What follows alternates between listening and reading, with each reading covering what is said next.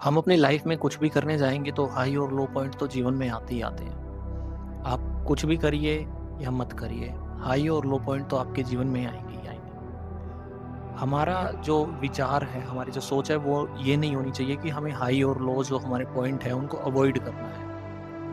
पर हमारा विचार ये होना चाहिए जब हमारी लाइफ में हाई और लो पॉइंट आएँगे, तो उस टाइम हमें स्टेडी कैसे रहना है। आप कुछ बड़ा करने जाएँगे तो बड़े हाई पॉइंट आएँगे, बड़े लो पॉइंट आएँगे। पर अगर आप कुछ भी नहीं करेंगे तो उस हिसाब से हाई और लो पॉइंट आएँगे। अगर आप अपनी कामयाबी को अपने मन में चढ़ा लेते हैं, अपने सर पे चढ़ा लेते हैं, तो वो जो हाई पॉइंट होगा, वो आपको उतनी ही जल्दी नीचे ले आएगा। और अगर आप लो पॉइंट में निराश होके बैठ जाएँगे, फेलियर से निराश होके बैठ जाएँगे, तो वो आपको फिर से खड़ा होने में मुश्किल कर देगा।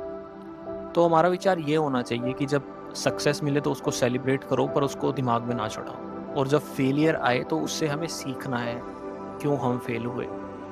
उससे हमें निराश नहीं होना, क्योंकि निराशा आ गई तो वहाँ से हमारा उठना फिर मुश्किल हो जाता है। तो हमारा विचार यही होना चाहिए कि हाई और लो पॉइंट में हमें स्टेडी कैसे रहना है, हमें कैसे आगे बढ़ते रहना है उनसे बिना इफ़ेक्ट हुए।